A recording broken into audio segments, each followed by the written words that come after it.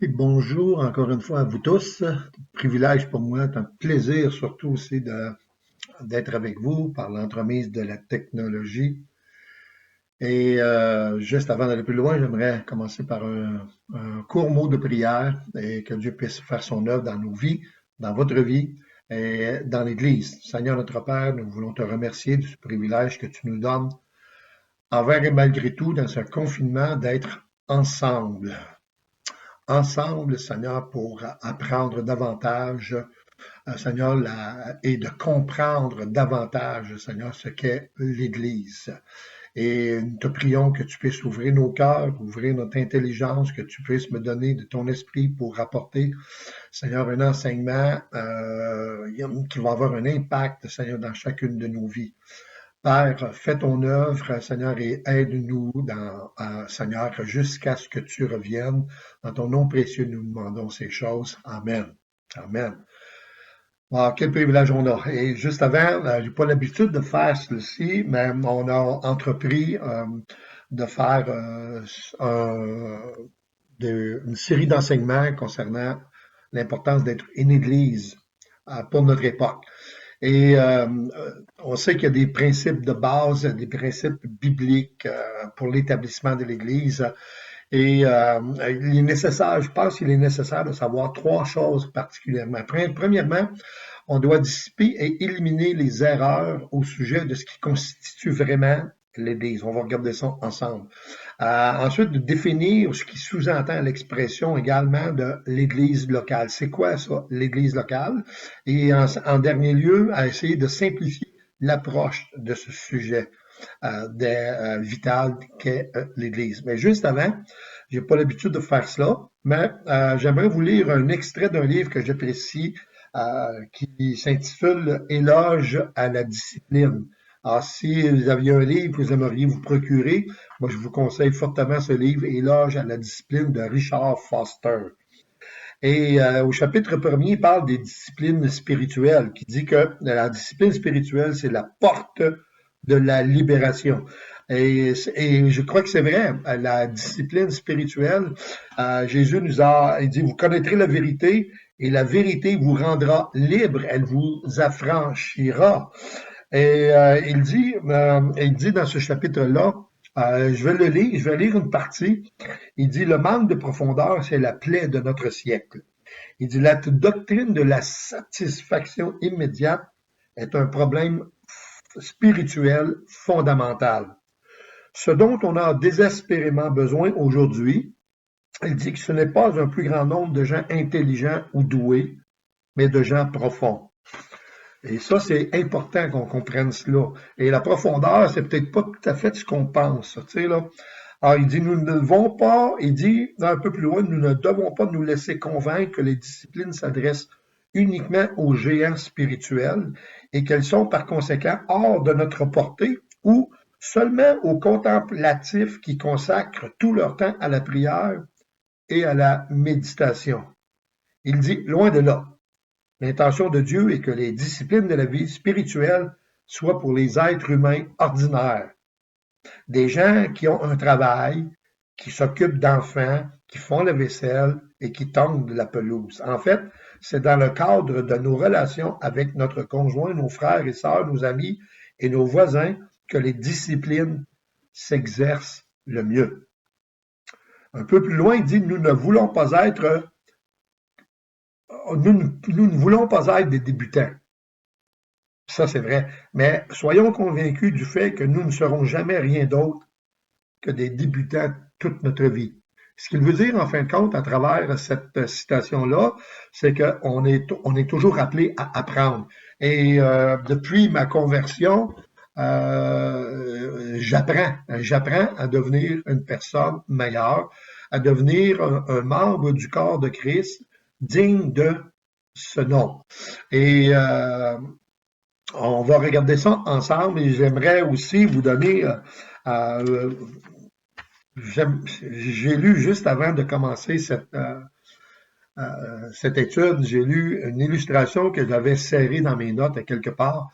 J'aimerais vous en faire part parce que pour moi, je trouve que ça résume un peu ce qu'on va voir ensemble aujourd'hui.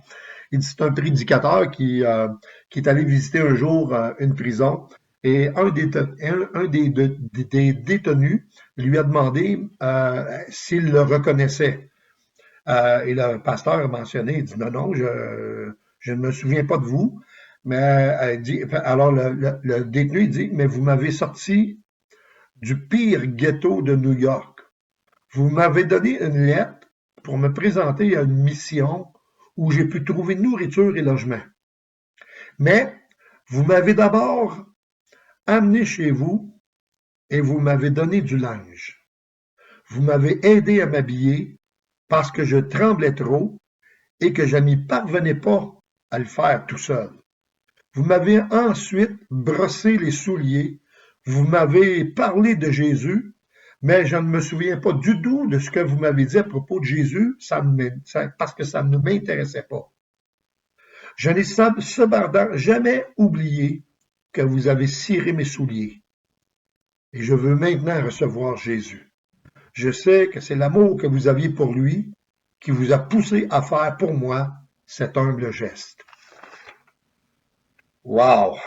Moi, ça m'a touché profondément et ça m'a rappelé un peu ce que Dwight Moody avait dit, notre Bible devrait être reliée avec la cire de nos chaussures. Et c'est ça. En fin de compte, c'est une illustration de ce que devrait être l'Église. Bien que ça remonte à loin, la véritable Église n'a pas changé. Selon Dieu, elle a le même caractère, elle a la même mission, puis elle doit être exactement la même que celle qui a été dans le Nouveau Testament. Et on va voir ensemble ce qu'on veut dire par Église. Alors, si je vous demandais d'écrire sur une feuille de papier votre définition de l'Église, ça pourrait être une bonne idée lorsqu'on pourra se rencontrer de nouveau ensemble, qu'on puisse partager nos réponses. Alors, moi, je vous encourage, je vous invite à prendre une feuille de papier et à écrire votre propre définition de l'Église. Et j'aimerais vous dire, prenez pas des termes, rien que des termes chrétiens pour définir l'Église, mais parlez avec vos propres mots, de la façon dont vous comprenez c'est quoi l'Église. Et ça serait vraiment intéressant de pouvoir le partager ensemble.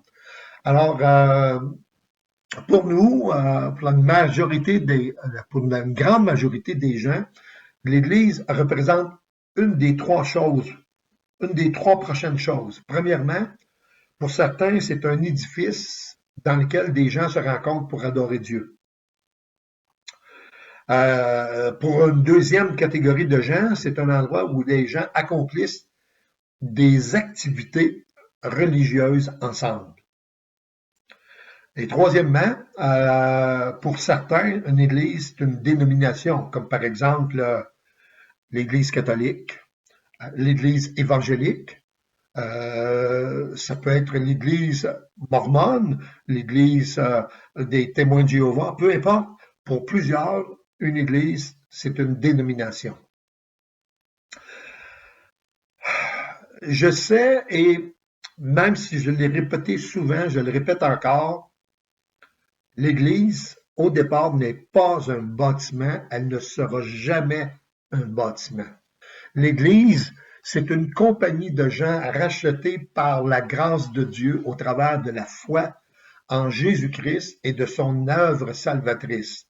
Et dans Éphésiens chapitre 2, versets 8 et 9, ça nous dit que c'est par grâce que vous êtes sauvés, par le moyen de la foi. Et cela ne vient pas de vous. La grâce, c'est un don de Dieu. Et frères et sœurs, il y a des œuvres qui ont été préparées d'avance pour que nous puissions les pratiquer. Et ça définit, ça nous donne un peu comme un énoncé de mission de ce que devrait être l'Église. Alors, lorsque nous parlons de l'établissement de l'Église, je veux que ce soit fermement établi que nous ne parlons pas de construction. Ce n'est vraiment pas le souci premier de l'établissement d'une Église. L'Église peut exister. L'Église est parfaitement faisable, elle peut pratiquement, elle peut fonctionner sans aucun bâtiment. En fait, elle peut, dans bien des cas, même fonctionner plus efficacement.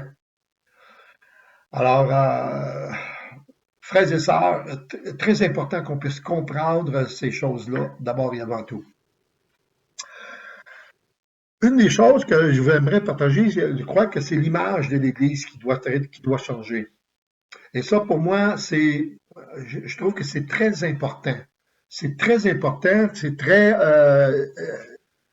spécial. Et la première chose que j'aimerais, c'est l'Église, elle doit être plus comme les gens et moins comme un édifice.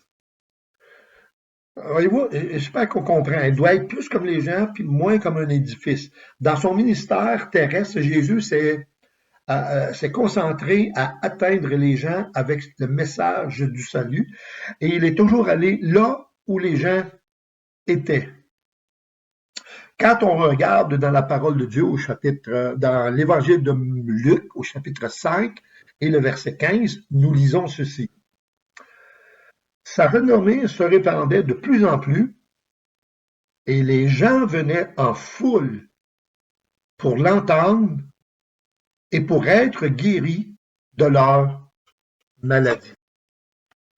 Dans l'évangile, encore dans un autre texte aussi qu'on peut lire tout de suite, toujours dans l'évangile de Matthieu, au chapitre 4, les versets 23 à 25, nous lisons ceci. Jésus parcourait toute la Galilée. Il enseignait dans les synagogues, prêchait la bonne nouvelle du royaume, et il guérissait toute maladie et toute infirmité parmi le peuple. Sa renommée se répandait dans toute la Syrie et on lui amenait tous ceux qui souffraient de maladies et de douleurs de divers genres, des démoniaques, des lunatiques, des paralytiques, et il les guérissait. Une grande foule le suivit de la Galilée, de la Décapole, de Jérusalem, de la Judée et d'au-delà du Jourdain. Wow! Alors Jésus avait vraiment un impact particulier dans sa société, dans le monde dans lequel il est apparu. Il est venu à cette époque-là et je crois que c'était la meilleure époque où il pouvait venir.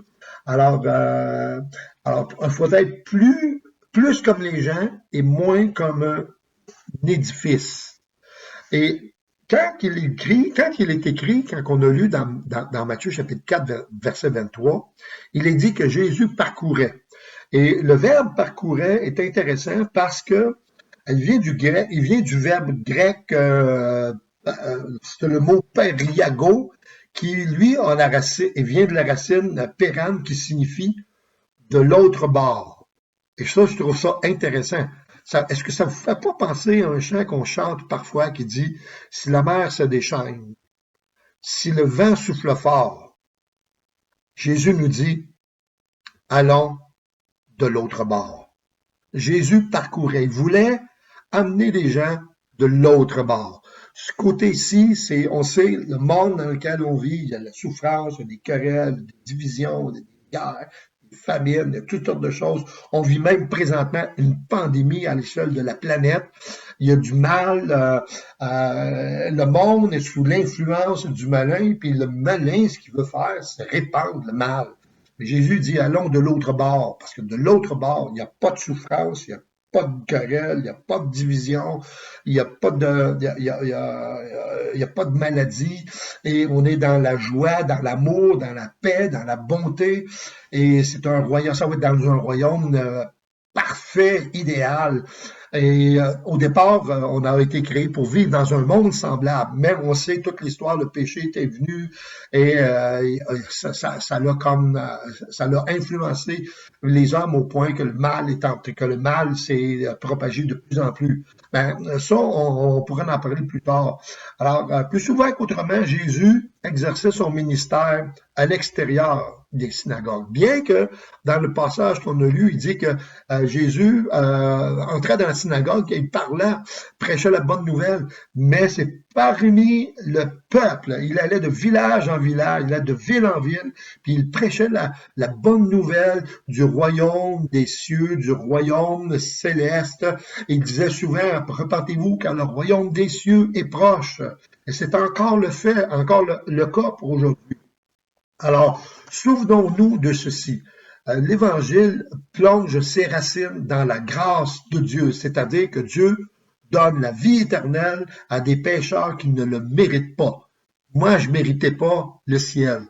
Toi, tu ne mérites pas le ciel non plus. Personne ne mérite le ciel. Mais la grâce de Dieu, amen, dans Éphésiens chapitre 2, versets 8 et 9, dit, c'est par grâce que vous êtes sauvés, par le moyen de la foi. Et cela, ça ne vient pas de vous, c'est le don de Dieu afin que personne ne se glorifie. Quelle grâce, quel Dieu merveilleux, quel Seigneur nous avons. Et il a même, si on continue, il a même préparé des œuvres afin que nous les pratiquions. Amen. Gloire à Dieu. Et où se trouvaient les pécheurs? Bien, les pécheurs se trouvent à l'extérieur de l'Église. Les pécheurs se trouvent à l'extérieur. Bien qu'il y ait des pécheurs qui soient dans l'Église, mais la majorité des pécheurs se retrouvent à l'extérieur de l'Église. Mais là, je ne suis pas en train de dire qu'on n'est plus des pécheurs, mais on est des pécheurs pardonnés. Et il y a des pécheurs dans le monde qui ne sont pas encore pardonnés, mais Dieu veut leur pardonner. Dieu veut que tous parviennent à la repentance. Et voilà pourquoi l'Église se doit d'être plus comme les gens et moins comme un édifice. Et une bonne compréhension de ce principe aura des répercussions éternelles et immédiates. Conséquemment, sur l'importance de voir l'Église comme elle doit être plus laïque et moins cléricale. Ce n'est plus pour ne pas dire ça, n'a jamais été l'affaire du pasteur. Tu sais, ce n'est plus l'affaire du ça n'a jamais été l'affaire du pasteur. Bien entendu, le pasteur a un rôle à jouer, paître le troupeau, mais toujours dans le but de proclamer le royaume de Dieu et d'enseigner, de former des hommes et des femmes qui, eux aussi, vont aller dans les foules pour prêcher le royaume de Dieu. De plus, elle doit être plus informelle et moins formelle. Tu sais, en fin de compte, on est capable d'avoir des idées ouvertes, tu sais, d'aller vers les gens, avoir un esprit ouvert. Tu sais, là, s'il n'y a pas rien... J'ai rien contre la formalité, mais parfois ça fait du bien d'être informel. Tu sais, là, tout ne se fait pas, il n'y a pas un ordre précis que l'Église doit être comme ci, comme ci, comme ci, comme ci, comme ça. Mais l'Église, elle est toujours appelée à s'adapter à son environnement. Alors, on doit être plus informel et moins formel. On doit être, en tant qu'Église, plus pratique et moins rhétorique. Qu'est-ce que je veux dire par là? Le verbe, si on prend l'exemple de la grande commission que Jésus a donnée dans l'Évangile de Matthieu, il dit « Allez ». Et ce verbe est un verbe d'action qui nous pousse à proclamer l'Évangile de la bonne nouvelle. Alors, c'est ce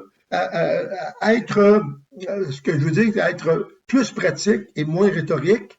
Alors, ça veut dire qu'il ne faut pas rien parler, mais il faut aussi être des hommes et des femmes qui agissent, qui sont prêtes à faire quelque chose, qui sont prêtes à aller et apporter une bonne nouvelle, tu sais, apporter un encouragement, faire quelque chose, être agissant. Et on devrait être plus comme une maison et moins comme une cathédrale. Voyez-vous, à propos de la bâtisse, Jésus a dit dans Matthieu chapitre 24, le verset 2, il dit « Voyez tout cela, voyez-vous la belle église ?» Il dit, je vous le dis en vérité, il ne restera pas ici pierre sur pierre qui ne soit renversée. Hein? Voyez-vous? Alors, Jésus ne met pas l'accent sur la bâtisse. C'est pas important, la bâtisse. Et à propos de la véritable Église, Jésus déclare ceci. Dans Matthieu chapitre 16, verset 18, il dit, il parle à Pierre. Il dit à Pierre, tu es Pierre, et sur cette pierre, je bâtirai mon église. Mais je pense que quand il parle à Pierre, il me parle à moi, puis il parle à toi, puis il parle à chacun d'entre nous, puis il parle encore à l'Église d'aujourd'hui. Il dit, tu es Pierre, et sur cette pierre, laquelle pierre?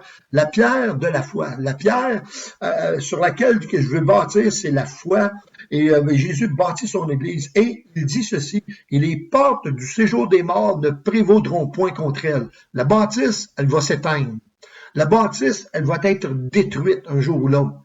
Mais l'Église véritable, elle ne périra jamais. Puis il dit même qu'il y a sa protection alentour de son Église, que les portes du séjour des morts ne prévaudront point contre son Église. Alors ça, c'est fantastique, merveilleux. Gloire à toi, Seigneur. Pour moi, ça m'encourage. Je suis encouragé de savoir que j'appartiens à ce Dieu-là qui prend soin de chacun d'entre nous, dans les bons comme dans les mauvais jours. Dieu est là et il nous a donné une promesse qui sera toujours avec nous. Voici, je suis avec vous tous les jours jusqu'à la fin du monde. Est-ce qu'on le croit véritablement? Est-ce qu'on croit dans notre façon d'être, dans notre façon de faire les choses? Est-ce qu'on croit que Jésus est avec nous tous les jours jusqu'à la fin du monde? C'est à chacun d'entre vous à répondre à cela. Et vous savez, dans la parole de Dieu, le terme grec utilisé le plus fréquemment pour traduire l'Église dans le Nouveau Testament, c'est le terme ecclésia. Et le mot ecclésia vient du latin, tu sais, le mot latin équivalent plutôt, c'est excaleo, qui signifie appeler hors de. Conséquemment, l'Église est une compagnie de gens qui ont été appelés par Dieu hors du monde pour être en relation avec Jésus-Christ ainsi qu'avec les autres croyants. Conséquemment, une définition simple de l'Église pourrait être celle-ci. Une compagnie de croyants qui se réunissent ensemble au nom de Christ pour adorer, pour s'édifier les uns les autres, s'efforçant d'amener d'autres gens dans le royaume de Dieu. Et vous savez, si on a une bonne compréhension de ce qu'est l'Église, va apporter une vision équilibrée de l'Église elle-même. Les gens, c'est plus les gens que les édifices. C'est la rédemption plus que la religion. C'est l'infiltration dans la communauté plutôt que l'érection d'une tour d'ivoire. C'est construire le royaume plutôt qu'élargir une dénomination. Wow! Frères et sœurs, pour moi, c'est important qu'on puisse vraiment comprendre ça. Ça me fait penser, j'aimerais vous donner un court témoignage de ce qui s'est produit dans ma vie dernièrement. Vous savez, on est rendu sur la rive sud depuis le mois de mai dernier, et ça va faire un an bientôt. Et vous savez, ces derniers temps, lorsqu'on est arrivé ici à Belleuil, on a loué un petit condo, et puis on s'est dit, bon, on va voir pour combien de temps, puis on verra. Puis alors, on s'est bien installé, l'hiver est arrivé, et puis bon, je me suis dit, bon, je vais commencer à pelleter, à gratter le trottoir qui se rend jusqu'au stationnement. Parce que la plupart du temps, ceux qui sont engagés pour faire cet ouvrage, ben, ils sont souvent trop tard parce que les gens, il y a des gens qui travaillent tôt le matin. Puis, alors, je me suis dit, ben, je vais le faire. Et puis, il y a un jeune couple qui est arrivé aussi dans les condos. Il est arrivé avec un bras en écharde, puis il avait l'air un petit peu mal en point. Puis je me suis dit que hey, c'est une bonne idée, fait que j'ai pelleté, puis je déblayais même leur entrée à eux, là, les marches, qu'ils puissent sortir sans problème. Et puis, faire une histoire courte, un jour, on avait parlé ensemble, et puis j'avais dit, si jamais vous avez des besoins, il n'y a pas de problème, on est là. Et puis, si on est capable de vous aider, on va vous aider. Et puis, une histoire courte, quelques temps plus tard, ça cogne à la porte et c'est mon voisin. Et puis, il me dit, ouais, il dit, vous avez déjà dit que si jamais on avait un besoin, on pourrait venir vous voir. Puis, Bon, ben là, on est dans le confinement, on ne pouvait pas le faire rentrer à la maison. Il dit, OK, donne-moi 30 secondes, je m'habille. Ben, on est parti. Alors, je me suis habillé. J'ai pris mon manteau, on est allé, je suis sorti dehors, puis on a commencé à prendre une marche ensemble. Puis, on a pris une bonne grande marche, 3 quarts d'heure, certain. Et puis, je l'ai écouté. Je l'ai écouté. Et quand on a eu fini de prendre notre marche, eh bien, je lui ai fait part que j'étais pasteur. Et quand je lui ai dit que j'étais pasteur, il a fait une expression de... Moi, j'ai dit, wow, il était surpris et en même temps réjoui. Fait qu'il me dit que quand il était jeune, il a grandi dans l'Église. Ses parents étaient chrétiens, ses parents sont encore chrétiens. Et dernièrement, dans ces derniers temps, il avait été visiter ses parents, puis il demandait à ses parents de prier pour lui. Il avait besoin d'un miracle, etc. Puis que Dieu aimerait que Dieu puisse faire quelque chose dans sa vie. Et puis ses parents ils ont dit, ben, il a raconté ça comme quoi que bon, je suis allé prendre une marche avec mon voisin, il m'a dit qu'il était pasteur, puis il dit, il a même prié avec moi dans la rue devant tout le monde, il a prié pour moi, etc. Puis ça m'a fait du bien. Puis, fait que là, ses parents disent, tu sais, tu priais pour qu'il y ait un miracle dans ta vie. Eh bien, est-ce que tu crois pas que le miracle est déjà arrivé, là? Et puis, à chaque fois qu'on se rencontre depuis ce temps-là, il me dit, tu sais, Réal, il dit, t'es mon miracle. Alors, en fin de compte, c'est pas moi le miracle, mais c'est la grâce de Dieu qui m'a amené à être à l'écoute de ce jeune homme-là. Puis vous savez, mon désir le plus profond, c'est de voir ce jeune homme-là revenir à Jésus-Christ de tout son cœur, de toute son âme, de toutes ses forces, et de pouvoir aimer son prochain comme la parole de Dieu nous l'indique. Alors, frères et sœurs, ce jeune homme-là, avant qu'on puisse prier pour lui, que le Seigneur fasse son œuvre. Priez pour moi, que je puisse avoir une oreille attentive et aussi, surtout, une parole à propos à chaque fois qu'on se rencontre. Puis je peux vous dire, il est vraiment, je pense qu'il est vraiment ouvert à l'Évangile. Et je prendre le temps simplement de vous demander de prier pour lui et de vous dire, je vous dis aussi en même temps, merci de ce privilège que vous me donnez, de m'écouter toutes les semaines, tous ces mercredis. Et je suis convaincu que très bientôt, nous pourrons avoir le privilège, je dirais le privilège et la joie d'être ensemble de nouveau pour louer Dieu à la mesure dont il doit recevoir notre louange et notre adoration. D'ici ce temps-là, frères et sœurs, que Dieu vous garde, que Dieu vous bénisse et au plaisir de se revoir. Merci. Au revoir.